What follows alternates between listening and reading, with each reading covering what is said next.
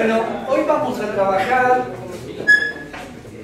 fuerte entre nosotros, especialmente para tener en cuenta cómo ver los conflictos, cómo analizar los conflictos y qué mecanismos de abordaje hay para tratar los conflictos. Hemos llegado a un grado de teorización que requiere un aterrizaje. Y ese aterrizaje tiene que ver en principio con algunos elementos que son insoslayables para poder entender dentro de lo que es el campo de la conflictividad, que tenemos que tener en cuenta los efectos de poder saber analizar conflictos. Pero si no sabemos ver, no vamos a poder saber analizar conflictos. Claro que con una matriz de análisis cualquiera diría, yo con esto sé analizar, yo ya tengo la matriz. Hay gente en el mundo que trabaja solo de analista de conflictos. ¿De qué trabajas? De analista de conflictos. En muchos municipios, en Europa, hay gente que trabaja de analista de conflictos. En muchos lugares de Latinoamérica hay gente que trabaja exclusivamente de analista de conflictos. Por eso, para poder saber qué ver en un análisis, tenemos que tener en cuenta algunos elementos que en la conflictividad no los podemos evitar. Elementos de juego cruzados, intereses que tienen que ver con los desafíos de la etapa que ya hablamos. Comentamos que hay como parte de la etapa una incertidumbre muy grande, y esa incertidumbre tiene que ver también con qué mirar cuando el campo de acción en el cual trabajamos nosotros tiene una serie de elementos en los cuales forman parte también de la incertidumbre.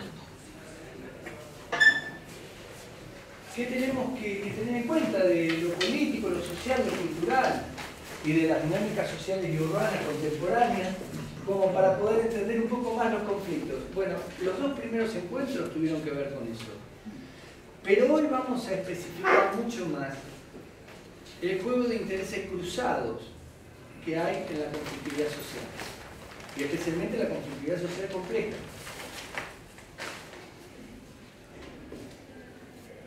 Dentro de los intereses cruzados, a mí me gustaría que volvamos a recobrar algunas palabras que dijimos que estaban todavía en cuestión, que no las podemos dar por verdades absolutas, porque están en plena confrontación, en plena tensión. La democracia representativa está en tensión con la democracia deliberativa, con la democracia participativa, con la contrademocracia o con la democracia callejera. Y queramos o no, la búsqueda de contenido que está exigiendo la democracia representativa se ve a su vez espejada de modo desagradable con la presencia de la democracia participativa, que la opaca, que le da cierto grado de ambigüedad, que le da una distorsión, y que por el otro lado, como contrapunto, le permite tener un grado de exigencia,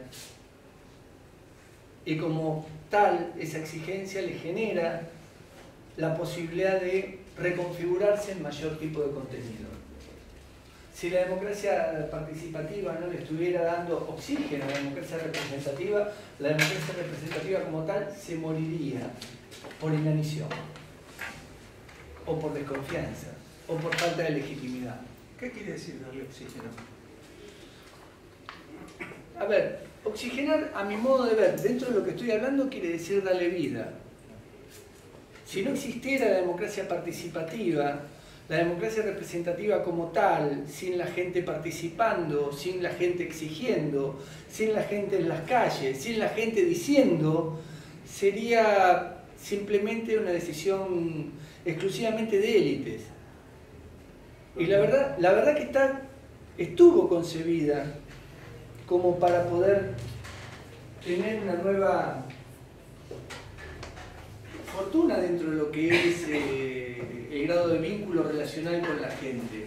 El tema es que el hiato que hay con la gente, con la democracia representativa, requiere nuevos cánones, y esos nuevos cánones se los viene a dar o la democracia participativa con los nuevos movimientos sociales que aparecen dentro de lo que es el escenario social urbano, o lo viene a dar también las nuevas modalidades de acción que algunos grupos, en nombre de poder ser, le empiezan a dar contenido a esa democracia representativa.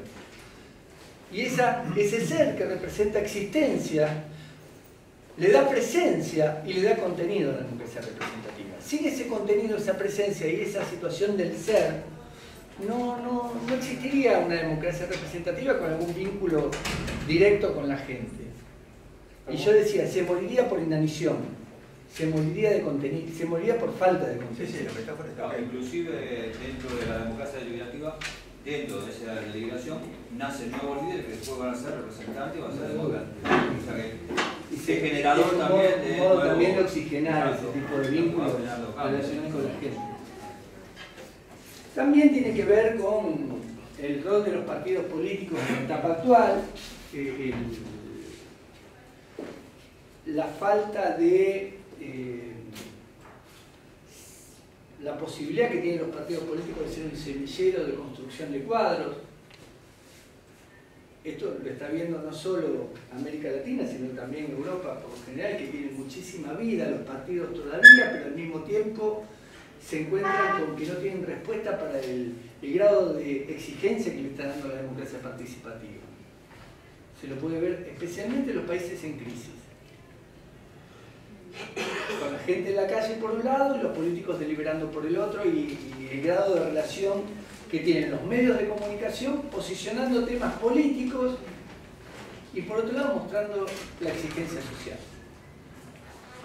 Y posicionando temas de debate que hacen también, si uno hace zapping en España, en Italia, ve que hay programas de debate político permanente y que el bipartidismo en algunos lugares funciona bien todavía como tal, pero así todo no tiene respuesta para las cuestiones políticas de fondo, que lo está así también generando o gestando desde otro lugar como contrapunto a la democracia participativa.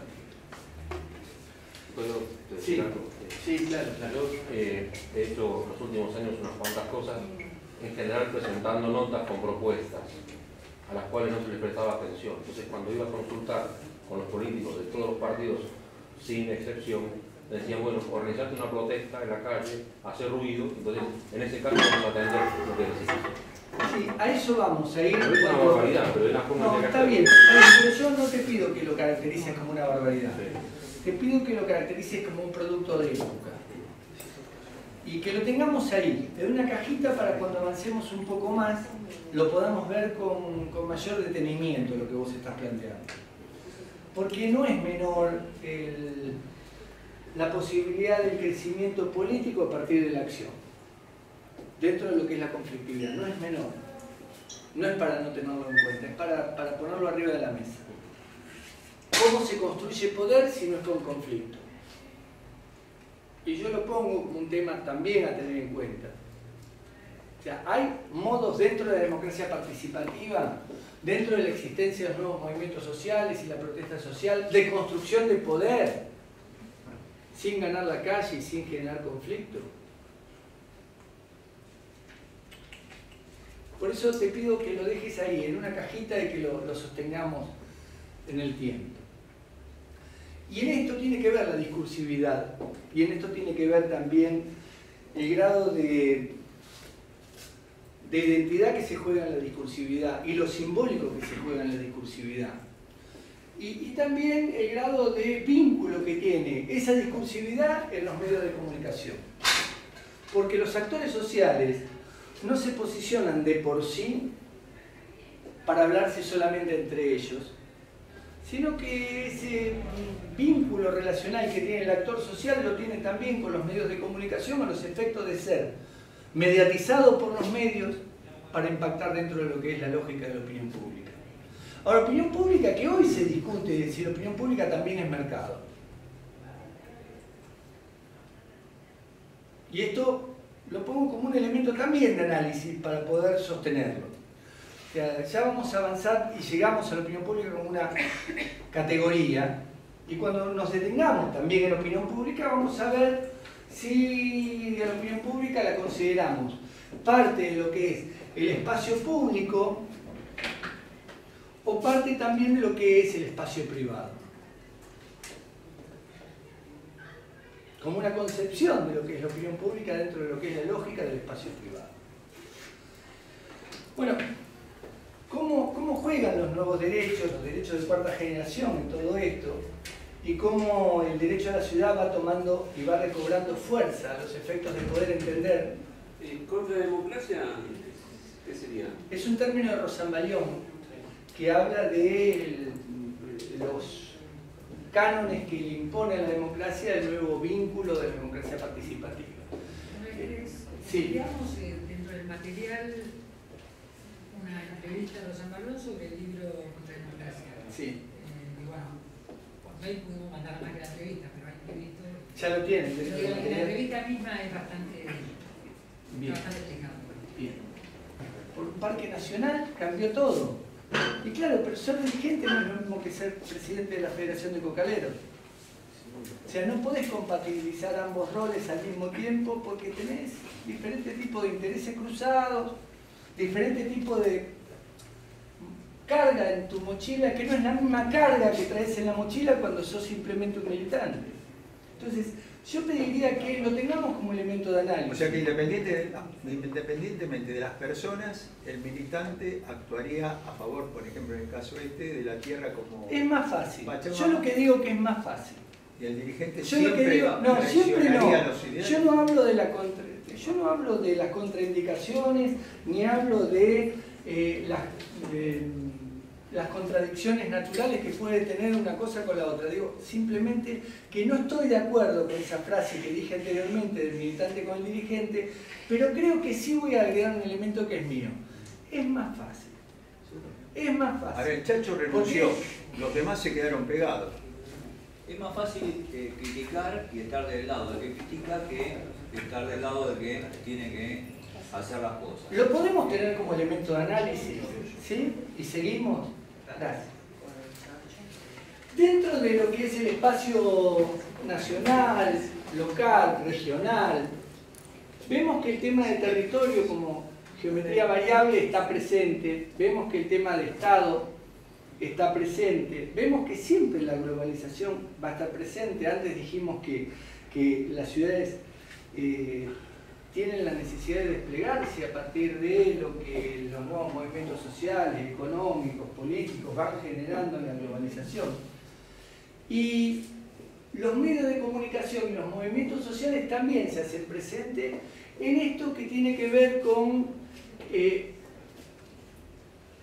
un sistema que para nosotros es fundamental tenerlo en cuenta. Si bien la teoría general de los sistemas, como dije en el primer encuentro, no nos sirve para entender el subsistema social, porque el subsistema social, a partir de que existe complejidad, recuerdan que comenté, una cuestión, una relación está dentro de un subsistema y ese subsistema está dentro de un sistema. Esto sería un paradigma anidado de la teoría general de los sistemas. Una relación, una cuestión está dentro de un subsistema y ese subsistema está dentro de un sistema. Si nos tomáramos dentro de lo que es la teoría general de los sistemas. Y dije que como la situación de la sociedad fordista ha cambiado mucho a la nueva sociedad requiere de muchos subsistemas para poder entender qué tipo de cuestión social está en juego y para poder marcar cualquier relación y cualquier cuestión dentro de esa situación social, tenemos que pensar que el territorio de geometría variable, los diferentes espacios superpuestos y abigarrados, a su vez la globalización va formateando o reformateando una nueva dinámica, donde le agregamos a esto a que antes con la democracia representativa ordenabas el orden y hoy el orden no lo ordena solamente el hecho de decir que vengan las fuerzas del orden ordenado. Y tampoco se ordenan con los contrapuntos, sino que pareciera ser que hay nuevos actores políticos y sociales que tienen juego dentro de esta dinámica sistémica. Y que los medios empiezan a cobrar cierto grado de relevancia y a partir de esa relevancia y preponderancia empiezan a tener una incidencia directa en lo que es este espacio nacional y local. Entonces a mí me gustaría que tengamos en cuenta, para ser gráfico con el tema de la cuestión, de la relación, el subsistema y el sistema, cuestión, relación, subsistema y sistema, el subsistema social se potencia, se disemina en múltiples subsistemas, con lo cual es muy difícil jugar con el paradigma anidado en lo social. Y en esos subsistemas tenemos que pensarlo en función de este sistema. Fíjense todo lo que hay en juego, para poder entender un poco más de qué subsistema social estamos hablando. Cómo los movimientos sociales, cómo los medios de comunicación, cómo la globalización, el territorio de geometría variable y el Estado mismo tienen otro tipo de lugar, al lugar que tenía en la época del Fordismo. Como decía yo, donde la fábrica, el barrio, el trabajo seguro y jubilación segura estaba garantizado. Hoy no tenemos nada de todo eso, y lo que sí tenemos es una nueva mirada donde podemos decir, miren, los conflictos forman parte también, engloban también el vínculo relacional de todos estos elementos. Y si no tenemos en cuenta los conflictos dentro de este esquema, no vamos a entender por qué nuestro compañero decía lo que dijo antes. La barbaridad que dijo antes. No, barbaridad no. ¿Cuál? No, esto de que para poder ser hace falta hacer algún tipo de conflicto. Claro, si pensamos que todos estos elementos juegan, sin duda que para poder ser algún conflicto tengo que hacer. Porque ¿cómo impacto a este sistema si no es con conflicto? El conflicto por ahí es un momento necesario, pero eso lo sabemos desde la dialéctica, ¿no es cierto? Del Heráclito para acá. Sí. Pero Lo que pasa es que de Heráclito para acá pasó mucho tiempo y uno supone que la sociedad puede haber cambiado en algunos aspectos. Y no tener no que quiere usar decir los que los métodos. seres humanos hayan cambiado. Hay métodos que quedaron, hay métodos que se mejoraron y hay métodos que empeoraron. Ahora, queramos o no, esos métodos puestos dentro de una licuadora con estos ingredientes sale de un gusto determinado el líquido que va a producir esa licuadora. Y quisiera agregarle algunos elementos más para que lo podamos tener en cuenta, los efectos de poder analizar conflictos. ¿Podemos pasar una más? Ah, disculpame, ¿no? Te vi ahí sentada tan creí que te había sentado y no. Bueno, yo les pediría que vean en esto un iceberg y que lo que está encima es lo que se ve, que es esta punta del iceberg, y lo que está abajo es lo que no se ve, donde están las configuraciones culturales. Y en lo que se ve, lo que emerge como la punta del iceberg es la opinión pública. La opinión pública tiene la característica de ser tridimensional, de tener tres elementos. Un elemento político, un elemento cultural y un elemento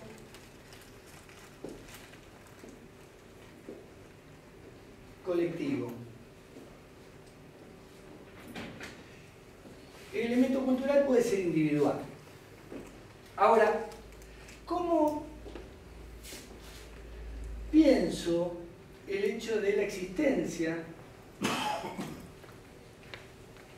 de la relación vincular entre los tres elementos para que se pueda configurar la opinión pública? Yo antes dije, la opinión pública hoy, y Mori Araujo acaba de hacer un libro sobre esto, que él concibe la opinión pública como mercado. El último libro de Mori Araujo es eso. Pero hoy, con tener en cuenta esos tres elementos a mí me alcanza, el elemento individual, el elemento colectivo y el elemento político. Lo que sí es cierto es que para poder hacer un elemento individual en la opinión pública, primero tengo que construir un chip y metérselo dentro de la cabeza de alguien. Meter un chip adentro de la cabeza de alguien. En neurolingüística se llama anclaje. Ese anclaje que se le pone adentro de la cabeza a alguien, si lo comparten varias cabezas, se va a colectivizar. Pero el elemento que está dentro del chip, o el chip mismo, condimento político. Y en algún lado se elabora. Los medios de comunicación. Se construye en algún lado el chip. No es que a la cabeza de él y a la cabeza de él van a aparecer individualmente para constituir opinión pública cuestiones vacuas. No, va con contenido, no va vacío de contenido. Ese contenido en algún lado se construye. Y esa construcción del contenido, de lo que luego se va a individualizar y luego se va a colectivizar, individualizar con el tamiz cultural de cada uno, lógicamente, y luego se va a colectivizar, es el mecanismo tridimensional que caracteriza a la opinión pública como tal. Pero claro, este mecanismo y este contenido del chip tiene que ver mucho con las representaciones sociales. O sea, al chip no solo lo van a construir en algún lugar diciendo vamos a constituir determinado tipo de idea y esa idea la vamos a individualizar para que luego se colectivice. Y mientras tanto pensemos cuál es la idea que queremos nosotros formatear para que eso pueda llegar a acontecer. No hablar del tema anterior, lo que está ocurriendo ahora actualmente. Habla más fuerte que si te escuchan en el fondo. La idea es no hablar del tema, del primer tema, sino hablar de lo que se quiere hablar ahora en este tema. Correcto. En este momento tenemos un conflicto. Decimos que hay 5 chicos que quemaron la iglesia. Hablamos de eso. Ahora, el origen de todo esto, las carreras de secundaria que van a ser suprimidas, de eso no se habla. Está bien, eso podría llegar a Pero ser... se creó este chip para está hablar bien, está muy únicamente bien, de este está tema. bien. Se crea ese chip. Se habla solo de ese tema y se evita hablar de otro tema que podría llegar a ser las causas raigales del conflicto. O sea, lo que le da vida al conflicto. Sí, puede ser. Es muy bueno el elemento que trae como elemento de discusión. Pero lo que quiero decir también es que si nos basamos en las representaciones sociales, que son, en definitiva, imágenes cognitivas colectivas, imágenes compartidas por muchos, y que se constituyen también como una acción. Por ejemplo, yo en un PowerPoint que lo tengo más desarrollado muestro las Torres Gemelas con aviones que se meten adentro de las Torres Gemelas y pregunto, ¿qué quiere decir esto? ¿Qué quiere decir aviones que se meten adentro de las Torres Gemelas? Y después pregunto, ¿qué simboliza esto? Y después pregunto, ¿para qué me muestran esto? Y después pregunto, ¿por qué sigo viendo esto? Y cuando empiezo a preguntar todo esto, las respuestas van cayendo, sin duda. O sea, ¿qué simboliza que me sigan mostrando las Torres Gemelas? ¿Qué mirada tenemos de este lado del mundo con las Torres Gemelas? ¿Qué mirada tienen de otro lado del mundo con las Torres Gemelas? ¿Para qué me muestran esto? Al Jazeera lo mostraría igual que la CNN, con el mismo objetivo. O sea, y esto es, como en definitiva, el chip que le da contenido a la dimensión política que luego se va a individualizar y colectivizar dentro de la opinión pública tiene mucho que ver con las representaciones sociales. Y ahí es donde quiero incluir la relación de los medios de comunicación con la constitución de las representaciones sociales para formatear a la opinión pública y para darle contenido a la dimensión política que va a introducirse dentro de lo que es después la individualización para colectivizarse esa representación social que tiene que ver con una imagen cognitiva colectiva que quiero introducir. Si entendemos que los medios juegan este rol de entretener para tenerte, cuanto más te tengo más vendo, como primera lógica. Como te entretengo, te tengo, y como te tengo, vendo. Digo, si yo necesito entretener para vender, tengo que hablar de cuáles son las agendas que se juegan en esto para poder entender un poco más a los medios de comunicación. Porque si no me quedo con el tema de la opinión pública en mercado. Bueno, pero para Mora de Araujo es lógico. Está bien, pero lo que quiero decir es, quiero ir un poco más allá de eso. Y como quiero, para entender los conflictos, tengo que ir un poco más allá de eso. y tengo que salir de la dimensión del mercado solamente, me voy a meter a analizar las agendas que empujan dentro de los medios de comunicación para poder entender un poco más a los medios, para entender un poco más a los actores sociales, si entiendo los medios. Y en los medios pujan 4 agendas. La agenda de los medios en los medios, la agenda de los actores sociales en los medios, la agenda de los políticos en los medios y la agenda de los que publicitan en los medios. 4. Donde una desplaza a la otra y donde otra desplaza a la otra, pero con cada noticia. Con cada noticia. Y donde hay 2 temas que yo quiero que ustedes lo tengan en cuenta dentro de los medios, que son parte de la agenda de los medios en los medios, pero también que tiene que ver con lo que Wieniawski, el papá de Nicolás, el chico de la nata es Nicolás, el papá, Miguel, dice en un libro muy bueno que se llama La noticia deseada. Dice, los medios no te dan algo que vos no le pidas. Jamás te van a dar algo que vos no le estás pidiendo, ¿eh? No es que van a inventar cosas solamente porque tienen ganas de inventar, porque como tienen que entretener y tenerte para poder vender, tienen que darte lo que vos pedís. Yo tuve un programa de muchos años trabajando con periodistas y lo fuimos viendo todo esto durante mucho tiempo. Era un programa que tenía que ver con buenas prácticas en manejo de información, ética en el periodismo y libertad de prensa y libertad de expresión con conflictividad social como subtema. Y lo cierto es que Wieniawski plantea en La noticia deseada que nosotros le pedimos cosas a los medios. En esto de la fidelización oculta. Hay como una lealtad oculta que nosotros tenemos con los medios, donde los medios nos dan cosas que nosotros le estamos pidiendo permanentemente. Quizás fue preformateada por ellos, pero hoy ya es una exigencia social. El tema de los tiempos lo manejan los medios, sí, pero también lo manejan los medios en función del mercado. Y acá hay 2 temas que yo quiero que ustedes tengan en cuenta, que son parte de la agenda de los medios en los medios, pero que también hay un grado de exigencia. Y los 2 temas son inseguridad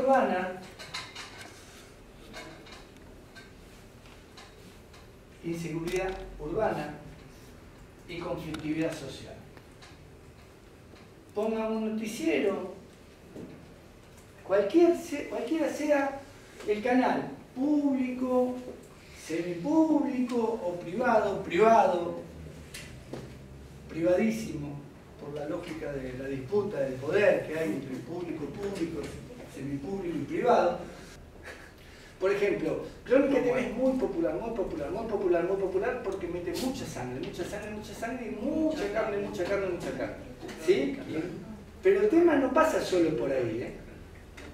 El tema es cómo trabajan con los chimentos, qué tipo de política ponen también, qué tipo de deportes incorporan, porque no ponen golf, polo, celebridades para los chimentos, no, cómo manejan el escándalo dentro de los chimentos. Bueno, es bueno que esto lo sepamos para saber cómo ellos saben también entrar a un target social. Está todo marketingado todo eso. Esto sí es parte del mercado, ¿eh? Porque esto es lo que vende. Esto sí es parte del mercado. Sí, cuando salieron esos 2 periódicos, ¿no? Muy y el otro Libre, creo que. Bien, y en los periódicos también se ve esta lógica y esta dinámica. Yo charlaba con un periodista que era un gran periodista y tenía un periódico que tenía la mayor tirada en una ciudad de Bolivia, que es Cochabamba. Y él me decía, lograr haber hecho esto realmente es una maravilla, porque es un periódico que los otros periodistas dicen que es un periódico amarillo. Porque vende mucho. Porque vende mucha sangre. Pero la verdad es que nosotros le ponemos curitas y hacemos periodismo igual. Porque siempre hay un espacio de posibilidad para hacer buen periodismo.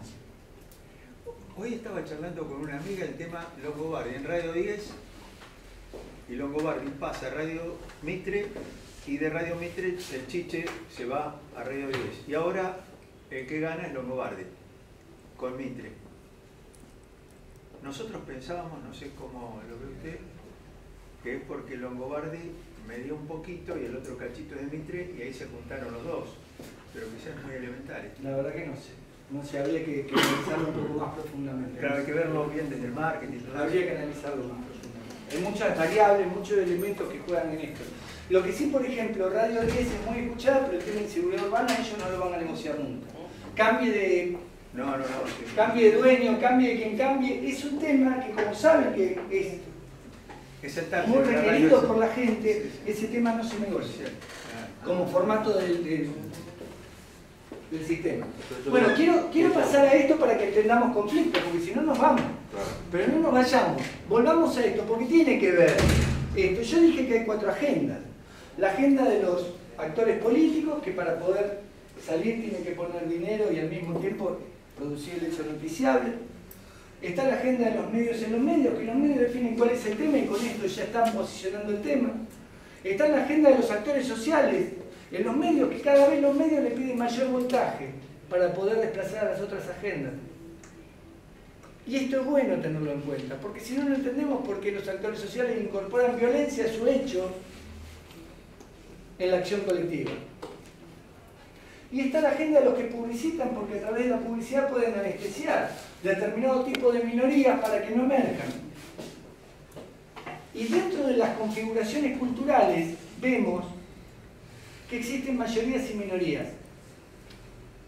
Ahora, a mí me gustaría, antes de pasar a explicar cómo las minorías pueden producir determinado tipo de acontecimientos en el mundo de lo que se ve, y es cuando producen su escalada de conflicto, me gustaría explicar también, dentro de lo que es la construcción mediática, a través del constructivismo social, cómo se construye realidad y verdad. Porque realidad y verdad se construyen de la mano juntos para poder llegar a un lugar donde, con pensamiento crítico, podemos decir, bueno, esta es mi verdad, esta es mi realidad, pero traspasando todos los filtros que cada uno de nosotros tenemos.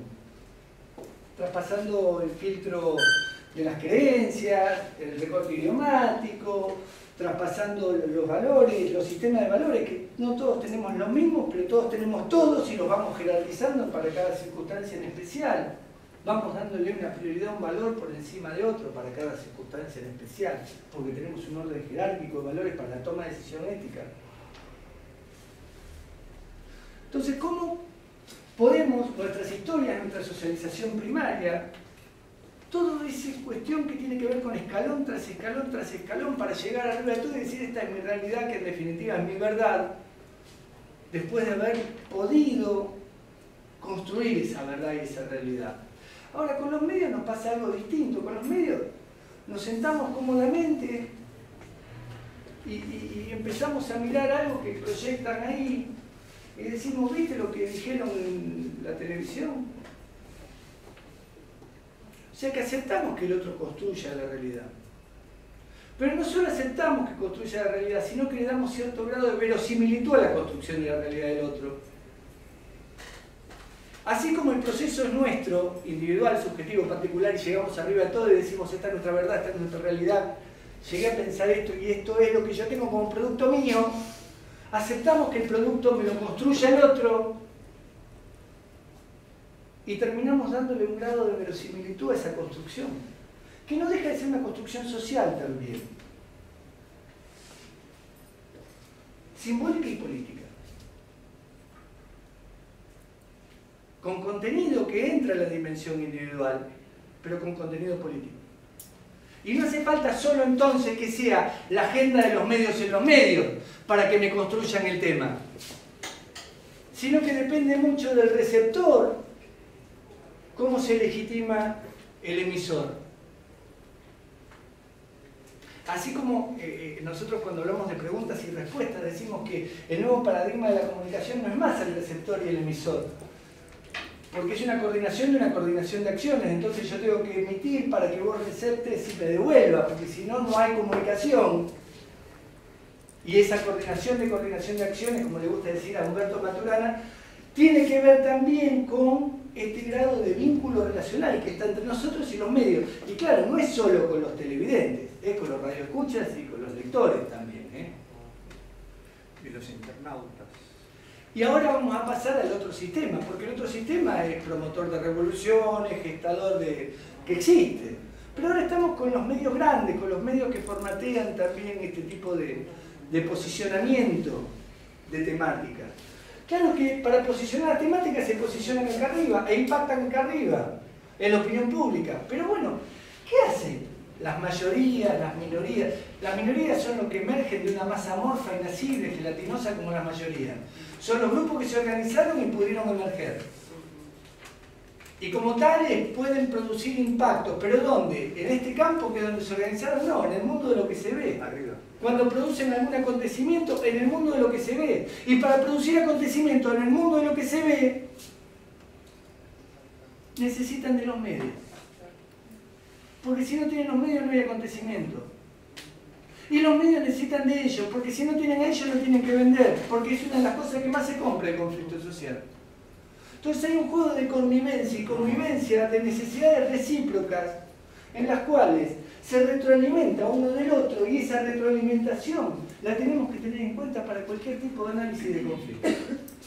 Porque por lo general llaman, miren, hay alguien que sepa para poder intervenir en conflicto cuando el conflicto está allá arriba, y sí, pero me vas a meter en un negocio, no me vas a meter en un conflicto. ¿Qué tipo de escenario dialógico le podés proponer vos a Greenpeace cuando está, o a cualquier entidad que está produciendo un acontecimiento que tiene un impacto global? ¿Para qué va a querer ir a una mesa de negociación si es el mejor momento político de su acción colectiva que está a su vez posicionando a su entidad en el campo social? Global. Pero volver a lo territorial, aterrizando. Yo me fui a lo global como una entidad global, pero volver a lo... Y pasa lo mismo hasta con una entidad que está produciendo algo, no sé, en un pueblo de la República Argentina, y ese pueblo de la República Argentina tiene un diario, tiene los 2 medios, y está ahí, está produciendo ese... Como los chicos que pintaron la iglesia. Exacto. Ahora hay que ver si los chicos que pintaron la iglesia, eso es otro tema, hay que ver. Si no es una rebeldía, si no es otra cosa.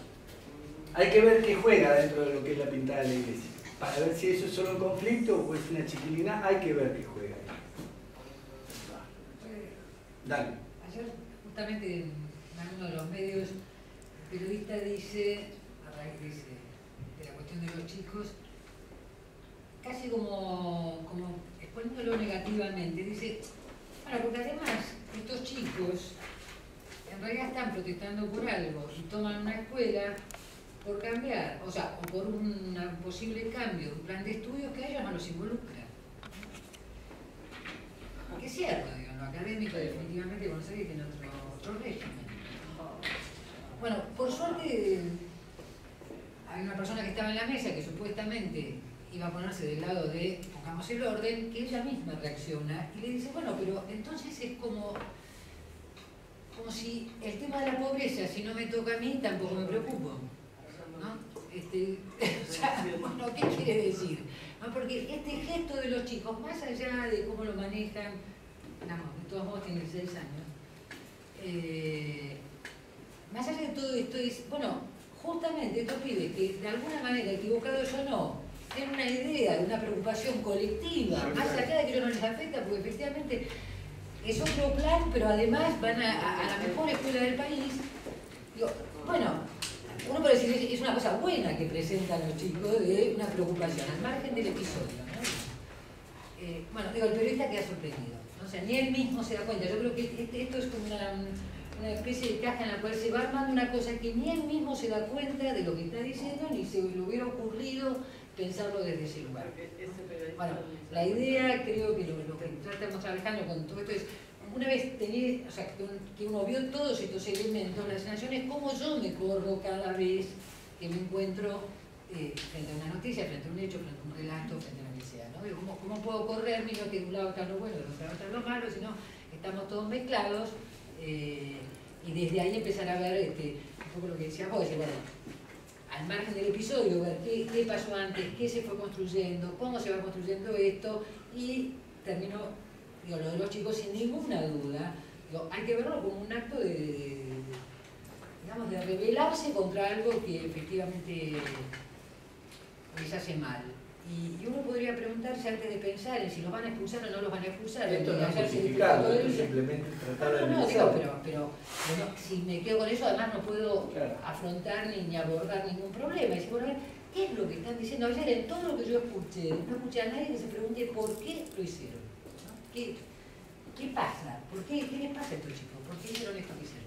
Esa pregunta no estuvo ausente, digamos, en el discurso mediático. Porque el discurso mediático toma solo, habitualmente, cuestiones de episodio y no de epicentro. O sea, las causas raciales que dan vida al conflicto no importan. Estuve en Catamarca anteayer y una periodista me decía, yo hago notas respecto a los territorios tomados. Voy, cuando viene el desalojo, cubro la nota. Ahora, después del desalojo, el desalojo no se puede hacer, queda todo allí, y trato de cubrir una nota, vuelvo con la nota, la trato de meter en el Ancástico, en el periódico del lugar, que es ella la del Esquiu.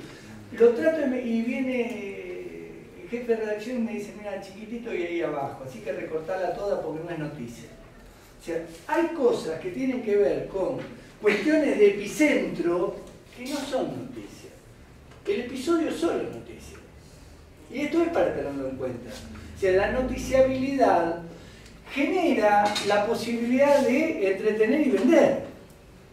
Lo otro es cuestión de seguir mostrando los hechos desde otro ángulo óptico. ¿Qué es la buena noticia? No sé, alguno de los que está acá seguro puede explicar mucho mejor que yo esto, pero que no me quiero detener con esto. Quiero volver a las minorías porque me parece que es fundamental, a los efectos del análisis que van a hacer ustedes, tener en cuenta qué rol tienen las minorías. Las minorías pueden ser minorías activas, pueden ser sistémicas, asistémicas. Las activas son las que tienen recursos, las que tienen objetivos. Hay un libro muy bueno de Moscovici que habla de las minorías, psicología de las minorías activas, que casualmente dice que aquellas que tienen un objetivo determinado tienen un contrincante también bien determinado, o sea, contra quién están luchando y con quién está haciendo lo que está haciendo, le da cierto grado de contenido, de poder, que a veces tienen tanto o más poder que un gobierno. Pero hay otra minoría que lo único que le interesa es formar parte no solo del acontecimiento para poder producir algún tipo de incidencia en la opinión pública y una generación de representaciones sociales, sino también para que sean vistos por el gobierno, porque tienen tanto grado de relación con el gobierno que son parte del gobierno. Entonces, esas minorías que son parte del gobierno las tenemos que tener en cuenta también, porque su poder simbólico no es el mismo que una minoría que viene pujando para poder producir un acontecimiento y que los medios que reciben dinero de los gobiernos también, o que están enfrentados con los gobiernos, en la nueva dinámica de Latinoamérica se da una polarización muy fuerte entre los medios y los gobiernos, hacen que a algunas minorías les sirvan los medios para posicionar determinado tipo de temas con los gobiernos, o a algunas minorías les sirva a los gobiernos para posicionar determinado tipo de temas contra los medios. Pero yo lo que quiero ir es a la minoría que le sirve el acontecimiento como para poder mostrarle al gobierno que sigue siendo parte del gobierno.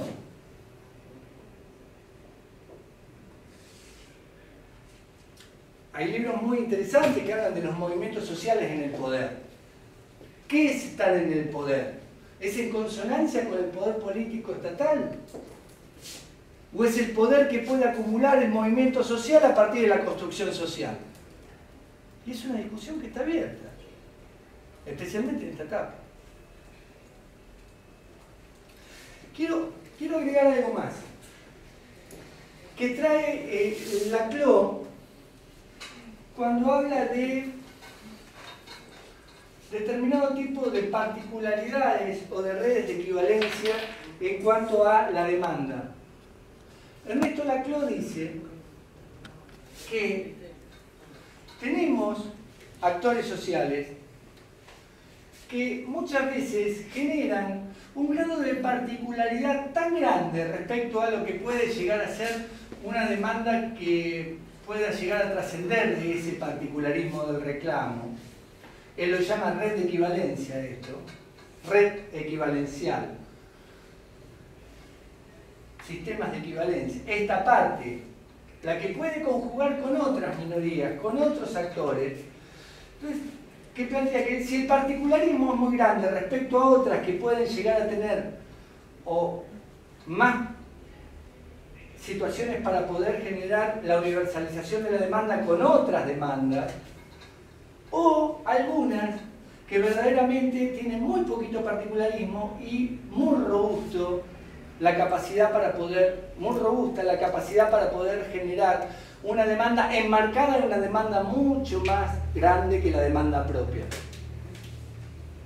Y entonces, esto llevado al sindicalismo, en nuestra situación que tiene demandas muy particulares, el sindicalismo robustece mucho su demanda y a veces no tiene para universalizar su reclamo con otras organizaciones. Y los movimientos sociales, por lo general, tienen mucho más la capacidad de tener posibilidades de enmarcar la universalización de la demanda con otros actores, porque su particularismo no es tan grande. Entonces, esto quiero que lo tengamos en cuenta, los efectos de poder entender bien por dónde va la demanda, por dónde va el reclamo y con qué tipo de discursividad simbólica se construye desde el actor social la actoralidad.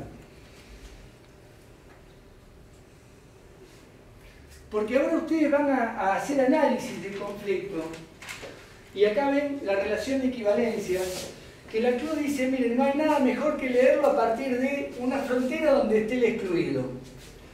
Porque solo desde el excluido se puede mirar mucho mejor cómo se da el vínculo relacional entre la red de equivalencias. Cuanto más extensionalidad tenga, cuanta más posibilidad tenga de generar esa red de equivalencias, o sea, la parte de arriba, cuanto más extensionalidad tenga, menos posibilidades de generar, más posibilidades de generar impactos generales a través de la universalización de la demanda. Y esto me parece que se puso bastante bien mirado desde el conflicto nada más, armando como una analogía. En el tema de la multiplicidad de tensiones, ¿no? Tiene que ver con esto. Cuando se radicaliza en una sola cuestión, es más fácil que condense un conflicto más violento. Y cuando las tensiones pueden ser cruzadas, que hay una diversidad de tensiones, bueno, eso se disemina y probablemente tenga menos intensidad el conflicto. Y esto tiene que ver, digamos, con lo de, bueno, si se extiende esa cadena de equivalencias, tiende a ser menos intensa la cuestión de la demanda en sí, porque no es esto o nada, ¿no? Las papeleras... le baja la intensidad. Baja la intensidad, en ese sentido, digamos, cuanto más se... Por eso la intencionalidad no es con C, sino que es con S, claro, sí, en el planteo de la CLO. Sí, sí. Si no sería... No, sí, va por ese lado, por intensidad, digamos. Y me parece que, bueno, es bastante parecido la manera de mirar la cuestión, esto como movimiento y lo otro como conflicto puro, pero me parece que va por el mismo... Y en este sentido, desde el excluido, obviamente se puede entender un poco más el sistema de la red de equivalencias. La CLO dice, miren, si todos estuvieran aquí adentro, sería muy difícil poder entender cómo se da esa relación de equivalencia. Pero cuando hay algún tipo de actor que queda por fuera de esto, lo que en Moscovici se llama minoría activa. Aquel que queda por fuera le da mucho más contenido a todo el adentro. Y a veces el que queda afuera perfectamente puede ser un actor de un movimiento social, o puede ser un actor mismo del sindicalismo, o puede ser un actor mismo de la puja por la democracia participativa, o el boom de la diferencia que están pujando por un lugar las propias minorías. Otra terminología que también creo que es aplicable perfectamente, que es la idea de minorías intensas o mayorías difusas. Y va por ese lado, la minoría intensa es concentrada en una temática y por eso se articula con nadie más. Y es uno de los fenómenos que pasa con el tema de las papeleras. La idea, o sea, para la Asamblea Ciudadana no interesa generar una red de digamos, de movimiento social en el sentido de, bueno, empezar a jugar en distintos temas. Es totalmente concentrado en un solo tema y ni siquiera es en el tema ambiental general, es las papeleras, o sea, es este tema que solo es el tema que tiene que ver conmigo. O sea, y no particularizado. O sea, el tema de lo ambiental, que sería la extensionalidad, sí, no, ni siquiera no estaba llegar de acuerdo. a lo ambiental en general como para decir, bueno, desde ahí se puede armar, digamos, una mayoría difusa, que es otros actores preocupados con la misma preocupación ambiental general y desde el cual puedan articular. Y si ahí tuvieras que poner excluido, Un excluido, a ver. te llegué al lugar. Está difícil. A ver, yo creo que hay como un embudo que va solo a un tema, ¿no? Que es, sea las papeleras o no las papeleras, ni siquiera está en discusión el tema ambiental, ¿no? Porque había muchas alternativas para apuntar al tema ambiental que quedan afuera, ¿no? O sea, definitivamente es no las papeleras. Si las papeleras están o no están, ya no importa, y está dicho, bueno, hicimos un trabajo muy largo, está dicho por los propios actores, ¿no? Ya no importa si las papeleras contaminan o no contaminan, esto es textual de uno de los actores sociales. Ya no importa si se contaminan o no contaminan, ahora ya se tienen que ir, ¿no? Y uno puede decir, hubo varias alternativas en el medio a las que no se apeló. Y hace muy poco tuve la oportunidad de hablar con una persona de turismo de Gualeguaychú, y yo le preguntaba qué había pasado con los chicos, ¿no? Los chicos participaron de marchas donde decía que Bosnia mataba. Bueno, ya Bosnia tiene varios años ahí, y el efecto en esos chicos, bueno, cómo se había trabajado. Y ahí aparecía otra cosa, porque ahí es la sociedad, ¿no? Frente a lo que vos planteás como si el tema son los representantes. No, ahí eran los maestros, los padres, los amigos, que llevaron a estos chicos con camisetas que decían Bosnia mata. Pasa el tiempo y mi pregunta es, ¿qué queda con esos chicos? Porque en realidad lo que hoy saben es que los adultos mienten. Y no cualquier adulto, sus padres, los amigos de sus padres, los maestros, etc. Y la verdad que el tiempo para el chico es una dimensión muy difícil de manejar. Si mata a lo largo de tantos años, bueno, tal vez pueda ser un proceso que podemos hacer los adultos, pero no los chicos. No, hasta los 12. Entonces la idea de aterrorizar a los chicos con la idea de que la madre, hay afiches hechos por la asamblea de una mujer embarazada con un niño, digamos, todo negro y bueno, el bebé se va a morir, ¿no? Pero, bueno, en ese tiempo había niñitos de estos que iban a las marchas que a su vez su mamá estaba embarazada, ¿no? Digo, con la angustia de haber pasado todo el embarazo, pensando que ese hermanito iban a ser con cáncer, que es lo que decían los afiches. Bueno, digamos, esta idea de concentración en una temática, pero una temática además particularizada, donde es tan intenso que después la temática desaparece, y ya es una cuestión de si la papelera se instala o no. A mí me resultó fácil definirlo del excluido en un conflicto que acontecía en Tucumán con un edificio que iban a poner que era una plataforma de media tensión. Y pensando, en verdad, desde la preocupación de los empresarios, porque toda la gente decía que eso podía llegar a afectar la salud, y ellos decían, miren, hay plataformas de media tensión en toda la ciudad del mundo, en todas.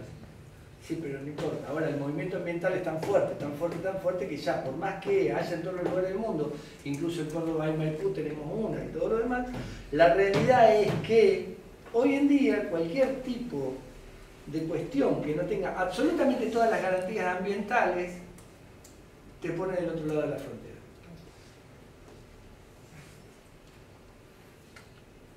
Yo seguí también el tema de Gualeguaychú. Y ahí hubo una cantidad de otros elementos para considerar, algunos de los cuales podían ser el excluido. Y ahí pasó algo que era, primero, me parece a mí, ¿no? Lo digo como todo lo que me acuerdo, había discursos del presidente de... Perdón, ¿te puedo cortar? Porque te vamos a mostrar una cronología del conflicto, Bueno, para que vean la complejidad y ahí lo sumamos. Sí. Digo, Yo lo que quiero con esto es que tengamos en cuenta los efectos de cualquier tipo de análisis, que todos estos elementos cuenta más allá de las preguntas de una matriz. Ustedes van a ver que van a analizar ustedes un conflicto con una matriz de conflictos en la cual se preguntan algunas cosas a partir de la matriz, a partir de lo que acontece con los conflictos en su ciclo. Esto ya lo vieron conmigo 2 o 3 veces, yo se lo vuelvo a mostrar para que lo tengan en cuenta, porque en el análisis lo van a tener que tener en cuenta. No tengo como borrar, voy a hacer esto. No tengo. El PowerPoint después lo envían por mail. Sí, el PowerPoint lo van a tener todos ustedes, no se hagan problema. Le agradezco mucho. No sabía que esto era borrado. Bueno, acuérdense que los conflictos se miden por intencionalidad y por tiempo, que hay una primera etapa de conflicto de latencia y de emergencia, y que después el conflicto escala. Parte más linda, ¿no? Claro, escala si en la etapa de alerta temprana, que es de latencia y de emergencia, no se trabaja bien el conflicto. Por lo general, aquí dijimos que el conflicto es como un hierro incandescente que nadie lo quiere agarrar y que recién se agarra cuando está escalado. ¿Por qué? Porque impactó en los medios, sino tampoco impacta en el interés de la democracia representativa. O alguien lo fogonea, porque también se fabrica, ¿no? Bien, bien. O se posiciona por alguna de todas las agendas que vimos antes también. Pero la realidad es que el conflicto tiene una etapa de pródromo. Un pródromo. O sea, un sistema de alerta temprana donde hay latencia y emergencia, donde aparecen los primeros síntomas. Esa sintomatología no la atiende generalmente nadie. Después vamos a ver cómo sería bueno abordar los conflictos, porque de esto se trata este taller, este curso que están haciendo ustedes. Pero antes de eso, para poder entender cómo abordar los conflictos, tienen que entender la dinámica del conflicto y el ciclo del conflicto. Latencia, emergencia, escalada. Después puede haber una etapa de meseta, una etapa de escalada nuevamente, una etapa de desescalamiento. Estos son parte del conflicto. Ahora, dentro de estas partes del conflicto, vemos que la gestión y la transformación entra en esta primera etapa, porque luego tenemos que hablar de resolución, no de gestión y de transformación del conflicto. Una vez trajimos acá a John Paul Lederach, que él decía, el año pasado o el anteaño vino, y él decía, miren, para poder preguntarse cómo resolver un conflicto, yo tengo que preguntarme cómo puedo hacer para terminar con esto que no me gusta. Para poder transformar un conflicto tengo que preguntarme cómo puedo hacer para trabajar esto que no me gusta y a su vez generar algún tipo de idea que produzca un cambio que sea positivo para que se canalice el conflicto, se encauce el conflicto, no desaparezca. Porque la idea no es cortar el árbol. Y vuelvo a lo que era el episodio y el epicentro, el arbolito.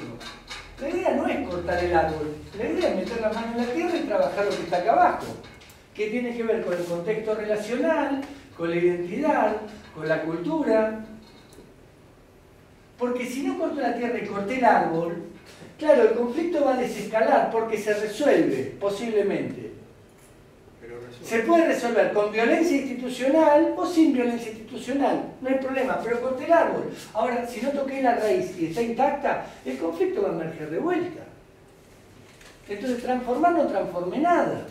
Para transformar tengo que trabajar episodio y epicentro y meter las manos en la tierra.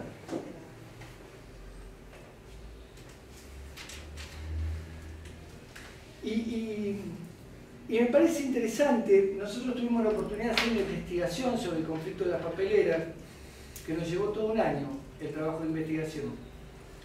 Trabajamos el conflicto de las papeleras y el indoamericano. Y fueron surgiendo algunas cosas que tenían que ver con similitudes y al mismo tiempo nos daba posibilidad de profundizar más todavía en el análisis de cómo llegaron cómo llegamos a algunos elementos de conflictividad que son comunes por lo general en casi todos los conflictos públicos y que sirven para entender un poco más el ciclo del conflicto. Entonces, mostramos lo de las papeleras, tomamos un café y luego hacemos un trabajo de análisis de conflicto con la matriz de conflicto, pero teniendo en cuenta los elementos que hablamos anteriormente, el rol de los medios, las representaciones sociales, las minorías, las mayorías, ¿Cómo juegan los movimientos sociales en esto? ¿Cómo juegan las minorías activas que quieren entrar en el gobierno, las que forman parte del gobierno? ¿Qué tipo de rol tienen las sistémicas y las asistémicas?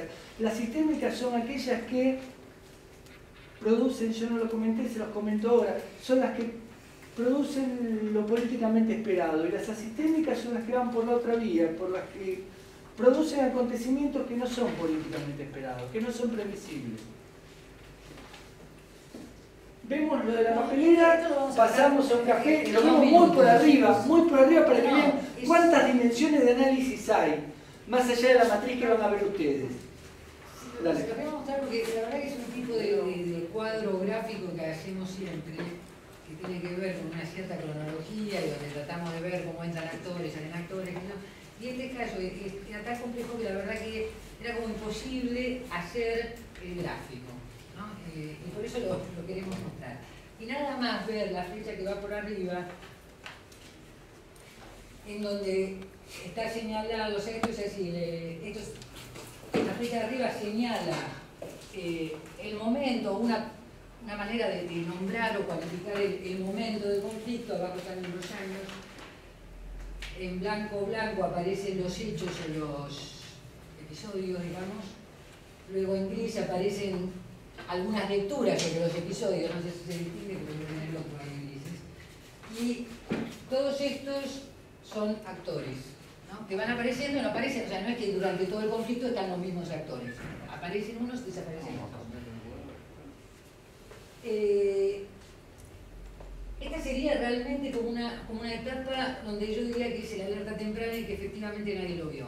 Esto es un plan nacional forestal en Uruguay, donde aparece la primera cuestión sobre que va a ser una política de desarrollo, ¿no? Y esto es en el año 87.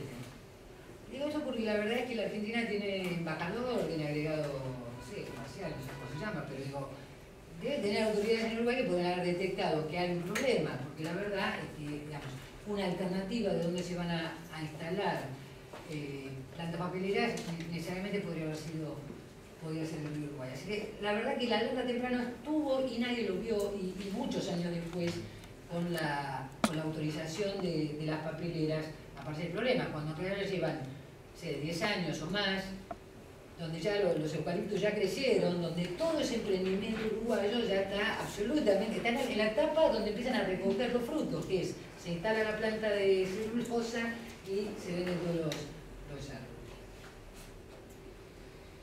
De ese periodo que en realidad entre no visto y que se ve el problema, hay una etapa diplomática, digamos, ¿no? Que creo que era Bielsa. Y en ese transcurso irrumpe la asociación o la Asamblea Ciudadana de Gualeguaychú.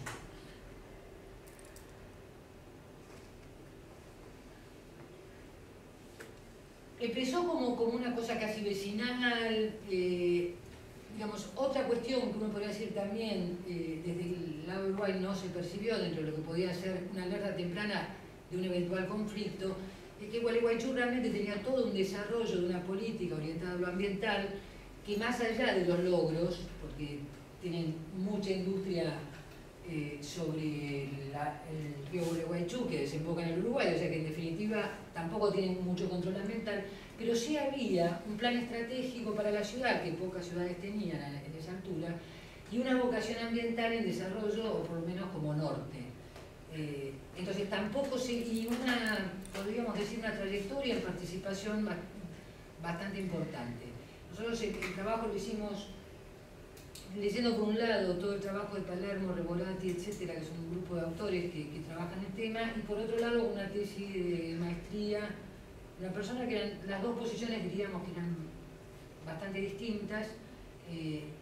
La tesis esa realmente tiene un registro de todo el proceso de participación ciudadana, que no sobre este tema solo, sino como una cosa que va en desarrollo en Gualeguaychú, que hacía pensar que había una sociedad muy activa y que, digamos, iban a reaccionar de alguna manera, no se podía saber cómo.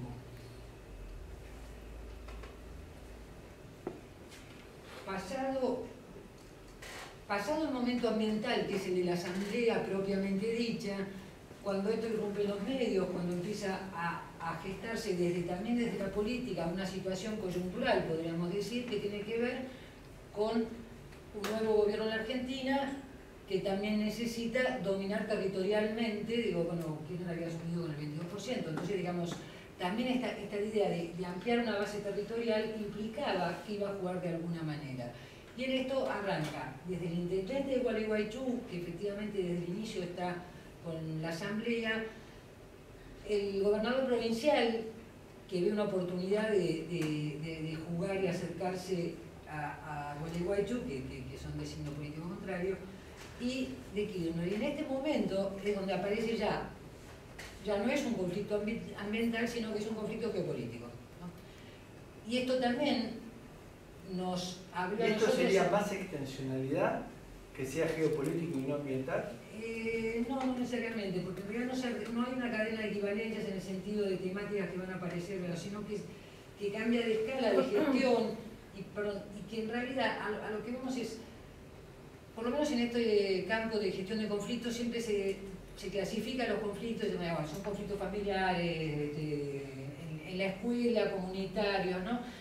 Y después apareció una categoría que eran ambientales. Y la verdad es que yo creo que esas tipologías sirven bastante poco, porque en definitiva si uno entra a este conflicto considerando que es un conflicto ambiental, hay otras cosas que no ve, o sea, depende de la categoría con la que nombramos y con la categoría que entramos, hay un montón de aspectos que no se ven. Definitivamente es un conflicto político, o giró hacia un conflicto político. Y el tema es cómo hacemos si nuestra especialidad o si nuestra mirada es solamente sobre el tema ambiental. Y el tema del nacionalismo que se incorpora como un elemento de politización más. Eso sí ya está acá.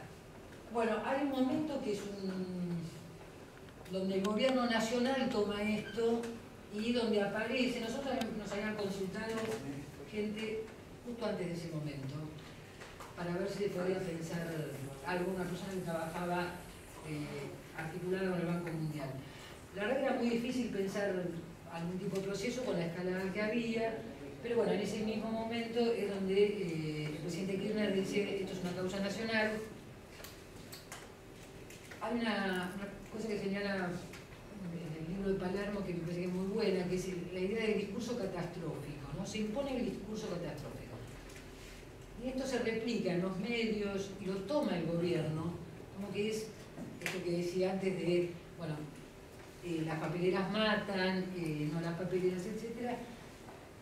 Y esto es tomado por todos, ¿no? O sea, desde todos los niveles de gobierno, desde la propia sociedad de Gualeguaychú, y una especie de imaginario que va quedando.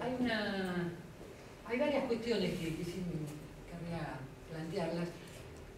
Hicimos un relevamiento de todo lo que apareció en los medios en imágenes, ¿no? Y había una cuestión que a mí me llamaba mucho la atención cuando sale el libro de Palermo y Reborati. La tapa del libro es una imagen del río Uruguay donde la papelera no se ve. O sea, se ve como una especie de figura allá en el fondo, ¿no? Y a mí me llama mucho la atención. Tuve la oportunidad de charlar con él, con Vicente Palermo, y él me decía, sí, todos nos preguntan por lo de la foto. Bueno, la verdad es que esta es la foto real que se ve desde el balneario. La foto que apareció en los medios está tomada con un zoom, no es lo que ve el ojo humano, o sea, no es lo que se ve. O bien está tomada con un zoom, o bien está tomada ya en el puente llegando a Fraiventos. Entonces, esa imagen de la chimenea que todos vimos, bueno, al menos no es la que se ve desde el balneario. Entre todo el relevamiento que hicimos de los medios, de los mediográficos básicamente, hay uno que es fantástico, que es una mujer que se le hace una entrevista, están en el balneario, están en la playa, y ella dice, venimos desde Mar del Plata, porque con todo esto que pasó de las papeleras queríamos ver de qué se trataba, y sí, la verdad que es absolutamente impresionante ver las papeleras ahí, ¿no? Y la verdad es que cuando yo lo veía pensaba, bueno, esta mujer está viendo una imagen que no es la que ella vio en los medios. Y nada le cambia, o sea, no le sorprende que se ve mucho menos, por ejemplo, ¿no? Pero no sorprende nada, ella sigue una foto que vio en el medio y desde ahí opina a un periodista, o sea, le da su opinión a un periodista. bueno, me parece que toda esa construcción de cómo se fue organizando, y esto no, a ver, digo, quiero aclarar, no estoy planteando de si está bien o no la papelera, digo, es otro tema. Lo que es cierto que se instaló a tal punto que hubo un momento que el rey de España aparece como posible facilitador y los actores sociales de Gualeguaychú dicen el rey tiene que tener claro que no vamos a un diálogo para ver cuánto puede o no contaminar la papelera. Vamos a un diálogo para que se vaya a Botnia. Uno diría, bueno, o sea, eso no es un diálogo, ¿no? Digamos, si es todo o nada, no hay diálogo posible. Pero están absolutamente convencidos y son sinceros en que ese diálogo es nada más que para que el rey diga que Botnia se tiene que ir. El efecto de causa nacional es un efecto que efectivamente en Argentina no entra y hay algunos análisis que dicen, bueno, la Argentina tenía la experiencia Malvinas y efectivamente esta idea de causa nacional es muy difícil que la sociedad la vuelva a tomar. Sin embargo, lo que logran invocando la causa nacional es que sí se convierta en causa nacional en Uruguay. Yo te cuento algo, estuve termino, sí. porque esto me parece marca muy No, pero te claramente. quería decir, Tal. el mes pasado trabajando en Uruguay, Sí. en Montevideo, con 65 dirigentes de Montevideo, capacitando en mediación comunitaria, y los 65 tenían posición tomada, pero con un nacionalismo puesto arriba de la mesa que me llamó muchísimo la atención. Y ahí se suman, y ahí entra todo lo que nosotros hablamos de las representaciones, y hay como un equívoco, digo, desde la Argentina, en que efectivamente no entienden cómo nos ven los uruguayos. Yo hace más de 15 años que tengo una casita en Uruguay, así que digo, esta cosa cotidiana, es más, pasé todo el conflicto, el verano de los cortes de los puentes estaba en Uruguay. Y a mí me sorprendió que desde la Argentina no fuera visible cómo nos ven los uruguayos. No es la idea de los hermanos uruguayos, pero que siempre los vemos como el hermano pobre.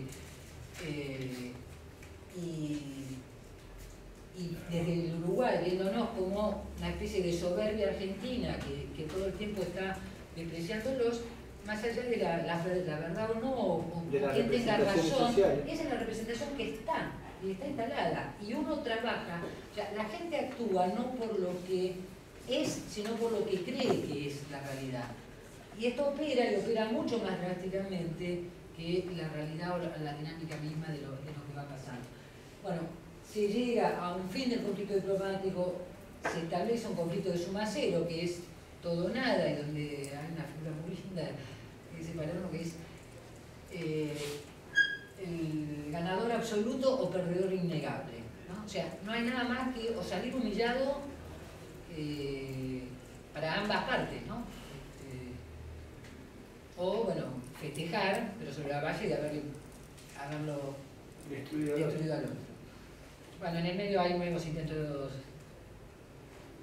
ahí aparece lo del rey, bueno, ahora es hacia el fin del conflicto, y en realidad la pregunta es, ¿qué es el fin del conflicto, digamos, ¿no? O sea, porque al final la Argentina lo que hace es salir de la situación, o Kirchner sale de la situación, esto va a la Haya, y bueno, ya pasaron las elecciones, ya pasó todo, y al final se va a decidir algo. Efectivamente la Argentina pierde la Haya, y esto continúa hasta que se va desactivando los medios y se va desactivando el apoyo político. Entonces la asamblea se sigue reuniendo todos los un mes por año, con el aniversario de la creación de la asamblea, cada vez con menos visibilidad y tiene más una cosa declarativa que como acción. En esto se perdieron cosas, se perdió la posibilidad de organizar un monitoreo serio con participación de la Argentina, que es lo único que prevé el Estatuto del Río Uruguay. El Estatuto no da margen para la posibilidad de veto de una acción, o sea, de la instalación de las papeleras, o sea que simplemente se puede controlar y eventualmente se puede clausurar, digamos, por decirlo de alguna manera, si la contaminación tiene parámetros que no son los que se admiten. Pero de ninguna manera la Argentina tenía posibilidad de veto si hubiera sido consultado. Es decir, fue un error procedimental de Uruguay de no haber dado esta consulta, pero cuando esto realmente sucede, tampoco la Argentina participa, al menos en el inicio, en el monitoreo. Perdón, ¿quién me mostraba una más?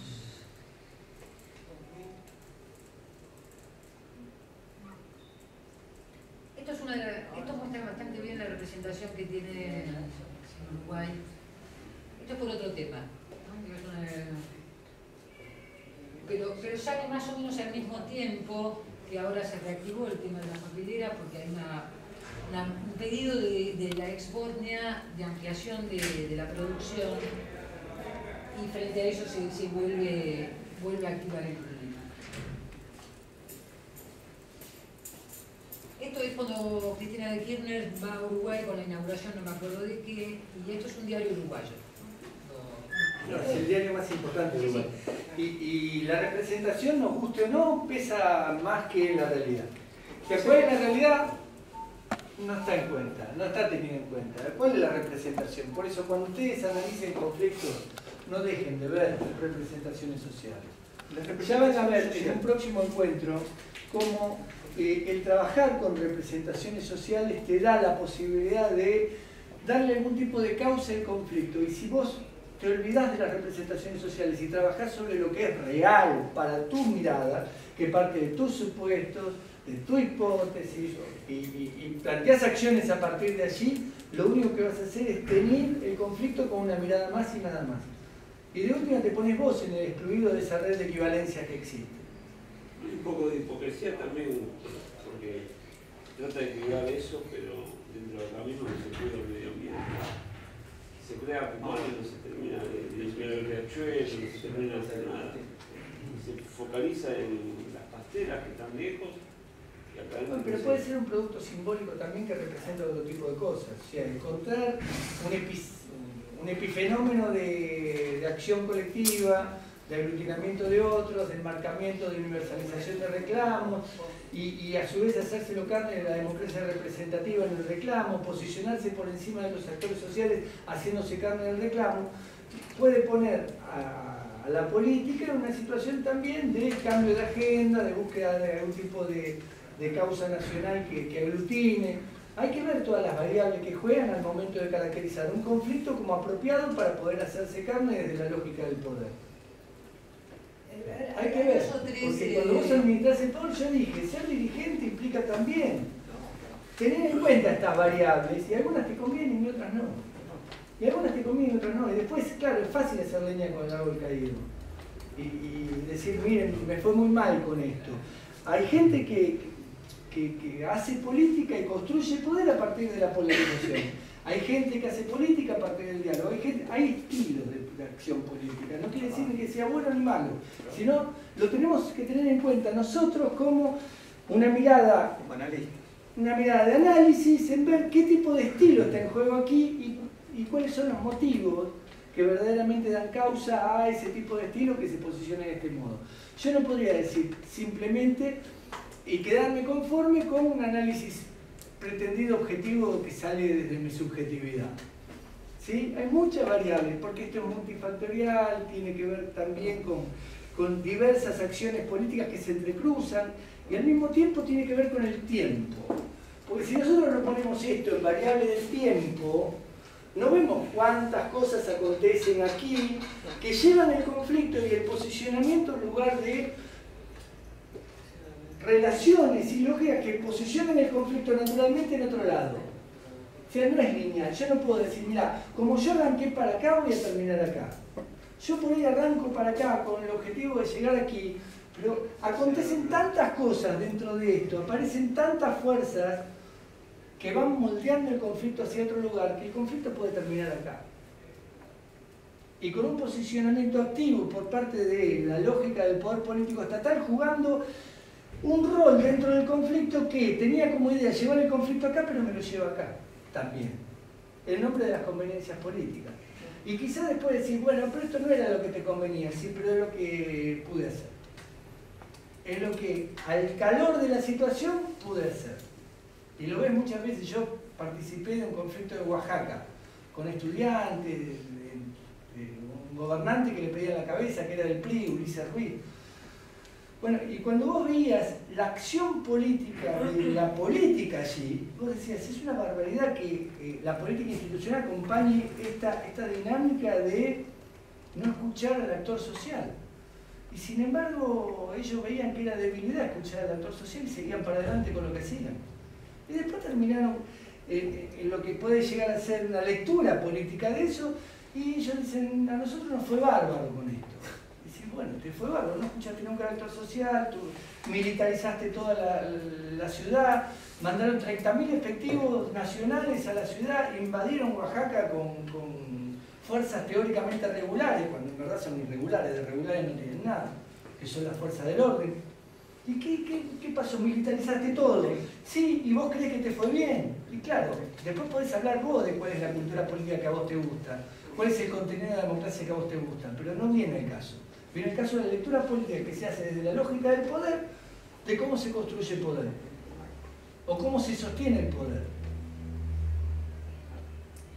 De hecho, el partido que estaba en el poder no solo no entregó el gobernador, sino que el gobernador siguió.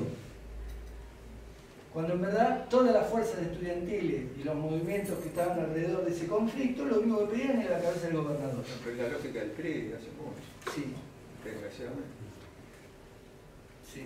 Ahí en el tema de Gualeguaychú es un excelente trabajo que hicieron, ¿no? La verdad que para sacar esos obreros con cuidado sobre eso. Yo agregaría algo. ¿No? Yo en esa época participé también de las marchas, de todo eso, ¿no? Y me acuerdo de haber enviado por mail los discursos del que después fue presidente de Uruguay, que era un médico bastante famoso, de Niños, ¿no? Y él arengaba a la gente en contra de las pasteras por la elevada contaminación que habían tenido las mismas pasteras instaladas en otros lugares, en el sur de Chile, en ese lugar que vos dijiste allí, estaba en el gráfico, donde hicieron destrozos. Destrozos como se mostraban las fotos, se mostraba todo. Por ese motivo... esto ya era otra tecnología. Sí, digo, esto para acá, digo, las fotos que aparecieron en los medios son de cosas que ya están prohibidas en Europa y que efectivamente no en España. Y efectivamente acá era otra tecnología, no solo otra tecnología, es decir, se iba a usar tecnología que todavía no regía como obligatoria en la Unión Europea. Es decir, el planteo, por lo menos lo que decía vos, no puedo, no es que estoy diciendo esto era por acá, por acá. Digo, esto es lo que dice Bonia. Esto es lo que dice Bonia. No, esto no es solo lo que dice Bonia, lo que decía, bueno, digamos. Lo que quiero señalar es que dice el origen del conflicto. El conflicto, desde mi punto de vista, surge porque ese señor, que era después un buen presidente, todo eso en Uruguay, que era médico, durante su campaña arengaba en contra de las pasteras por la alta contaminación que iba a hacer. Entonces, hubo además la intención de poner las pasteras en Argentina. En Argentina no se pudieron poner porque en Argentina, según él mismo explicó, pidieron demasiada coima, ¿no? Él mismo lo decía. Esto salió todos los días. A ver, pero salgamos de esto. Por eso explica por qué la gente de Gualeguaychú se enfermorizó y por qué el internet se puso a la cabeza. Porque él estaba con la sangre loco porque le sacaron el negociado donde él iba a ser parte. Yo no me voy a poner en el lugar de si es con buenas o malas intenciones. Creyendo además que todo el mundo es más o menos sincero, aún tomando esto. El tema de instalarlo como causa nacional, para la Argentina hoy día es un error estratégico, efectivamente, ¿no? Porque aglutinó a Uruguay en una causa nacional, cuando Uruguay es cierto que también hay ambientalistas, ¿no? O sea, que estaba descontado que se podía armar una cadena también de equivalencias en el sentido de por lo menos una línea temática a ambas orillas del río. Al concentrarlo en una idea de causa nacional así expresado, bueno, entonces no hay forma, los uruguayos se ponen todos del mismo lado.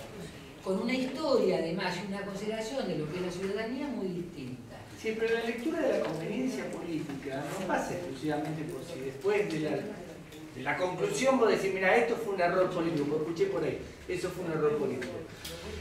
No es si fue o no un error político, fue lo que se creyó que convenía políticamente en el momento, si no, se hubiera hecho eso. Le convenía al gobierno para hacerse fuerte, o sea, estaba buscando la causa nacional porque tenía una baja representatividad. Por ahí fue efectivo de acuerdo a los intereses, podemos pensar en eso. Ahora, lo cierto es que en el medio uno diría hay como una sobreactuación y ahí volvemos a lo de Rosambalón y la contrademocracia, donde si el gobierno toma. O sea, esta idea de la desconfianza es que la Asamblea Ciudadana nunca termina de creer al gobierno, ¿no? O sea, esto lo expresa y lo exhibe exagerándolo, entonces le van doblando la apuesta y lo único que queda es correr para adelante. Entonces, se da como un efecto de desconfianza de los ciudadanos y al mismo tiempo como una especie de sobreactuación de representatividad, ¿no? Digo, hay cientos de registros, digo, Bielsa diciendo los ciudadanos me enseñaron lo que es movimiento ciudadano, etcétera, me dieron una lección de no sé qué, o sea, no hay una especie de sobreactuación de algo. Yo quiero corregir algo y decir, bueno, no es cierto, no es las papeleras están lejos, digo, para la gente de Gualeguaychú están ahí, ¿no? Digo, entonces también es como lo miramos desde la Ciudad de Buenos Aires, pero como en definitiva la gestión llega un momento que es una gestión de gobierno nacional, bueno, sí, efectivamente se juega desde aquí, pero no es tan lejos, digo, para no, en el sentido de pasó a ser que rápido. vos el Riachuelo lo tenés acá Sí, nomás, claro. a eso, Pero, no lejos que no. y está después una cosa de permanente, de un montón de cuestiones que se van diciendo, a ver si no quiero, digo, pero se van diciendo. Por ejemplo, la cuestión de si Tabaré Vázquez estaba en contra del plan de forestación, cosa que es cierto, no de las papeleras, estaba antes que eso, el Frente Amplio vota en contra de ese plan de forestación. Y la lectura que se hace desde Argentina es que nos traicionó, o sea, que se dio vuelta, ¿no? Decía una cosa cuando no era presidente y cuando llega presidente se da vuelta. Y la verdad es que no se da vuelta. Los uruguayos funcionan con un sistema en el cual la política de Estado es política de Estado. Un plan de forestación como esa ley implicaba un plan de desarrollo. Entonces no es cierto que si asume un gobierno de otro signo político cambia, porque hay un plan en marcha y la idea de, bueno, se salió a discutir, estábamos en contra, dicen el Frente Amplio, pero perdimos. Bueno, no es cuestión Renato el barrilete, porque acá hay una inversión hecha que no se vuelve para atrás tan fácil. Entonces, bueno, se puede pensar en cómo se reconvierte, cómo ese sistema de desarrollo se mezcla, etcétera. Entre esas cuestiones y muchas otras, como por ahí decir, en algún momento nos traiciona Tabaré Vázquez que ganó con los votos del buquebús, ¿no? Digo, y esto para los uruguayos dice muchísimas cosas. Una es, nos están diciendo que los uruguayos acá no, son pobres, entonces se van a trabajar a la Argentina. Están diciendo que gracias a ellos, o sea, como que la Argentina siempre tiene una especie de dominio. Sí, la narrativa de acá genera un impacto negativo ya no. En el momento que se pide la suspensión de la obra de Bodnia, se dice, por todo el tiempo que dure la suspensión nosotros vamos a pagar los salarios. Y la verdad es casi humillante, ¿no? Digo, y tal vez haya sido con buena intención que se dice esto, pero desde aquel lado se recibe como una cosa humillante. Bueno, digamos, hay un historiador uruguayo que dice la introvertida soberbia de los uruguayos, ¿no? Diciendo de ellos mismos. Esta idea que ellos mismos van diciendo el paisito, o sea, alguna cuestión que parece como una cosa de mucha modestia, porque es un país pequeño, geográficamente, digo, la superficie es pequeña. Eso se confunde, los argentinos lo confunden, y en realidad están muy orgullosos de su país. Y muchos de los dichos desde la Argentina justamente iban en esta línea de... Una de las cosas, Lili, que escuché en Uruguay que me parece que es para tenerlo en cuenta, es que ellos mismos son conscientes que gracias al conflicto esa empresa garantizó y maximizó todo lo que tenía a su alcance para poder superar cualquier tipo de control ambiental. Que no lo hubiera hecho de ningún modo si no hubiera tenido el conflicto. Incluyendo el sistema tramposo de medir a distancia, con dilución del agua que tuvo que acercarlo. Y que si algo sirvió el conflicto es para que la empresa invirtiera muchísimo más en garantizar controles. Eso es interesante también para tener en cuenta. Más, que es que no se pusiese la otra empresa. Que haber dos. Pero ese era un momento de inflexión. Uno puede decir que eso puede cambiar, esa dinámica que dibuja Alejandro puede cambiar absolutamente. Fue ese. un tema era la cuestión acumulativa de la contaminación por las dos empresas. Cuando él se corre, era un muy buen momento de decir, bueno, entonces vamos a hacer un plan de monitoreo, y sin embargo, lo que dice ya en ese momento asumida secretaria de gobierno, Piccolotti, dice, ahora vamos por voto. Es decir, Eso es una pedantería. sí, pero ahí, digo, ella es pero quedó como militante. Claro, Eso también ahí ya era quedó como secretaria del militante de la gobierno, sí, Asamblea. era secretaria del gobierno. Entonces digo, bueno, no se dice lo mismo desde la Asamblea Ciudadana que del gobierno. Sí, pero el gobierno lleva a la Secretaría de Medios a un militante que no deja de ser militante.